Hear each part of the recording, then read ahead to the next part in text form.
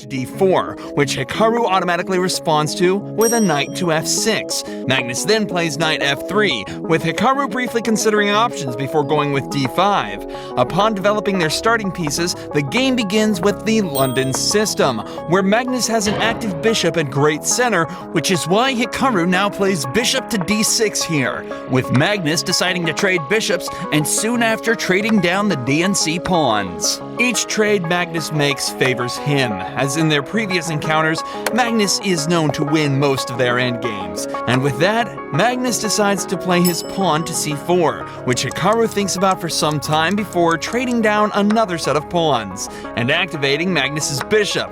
Hikaru castles his king to safety, not knowing this move was the beginning of his worst nightmare. Magnus starts this nightmare by playing rook c1, putting an X-ray on Hikaru's queen, which makes Hikaru think again before moving his queen back to safety. Magnus then castles his king and his rook, which Hikaru responds to by moving his pawn to b6. After a few moves, Magnus offers another bishop trade, which Hikaru reluctantly agrees to.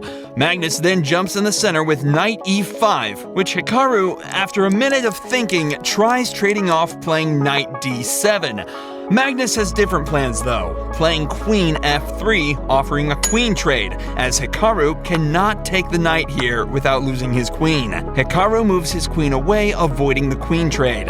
While Hikaru is clearly the faster player, his time is running much lower than usual.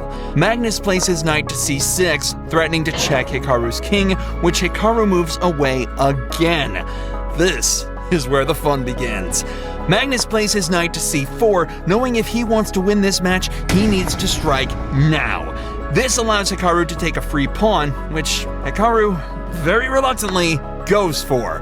While free pawns can be a good taking a free pawn against Magnus can be very dangerous. Magnus plays g5, threatening to attack Hikaru's knight on f6, which Hikaru counters by playing his other knight to c5, opening a square up for his attacked knight to escape.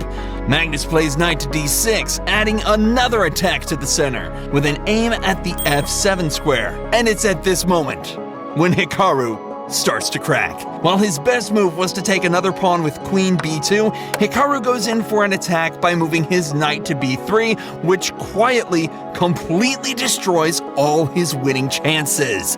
Magnus plays his rook to c2, moving his rook away from the attack, which Hikaru attacks again by playing queen a4. Unfortunately, this is the nail in the coffin for Hikaru, with Magnus playing a devastating move, moving his rook to c4, attacking Hikaru's queen again. Magnus then delivers a deadly blow, attacking Hikaru's knight with his pawn to g5, which, after Hikaru moves, will allow Magnus's pieces to bully Hikaru's king.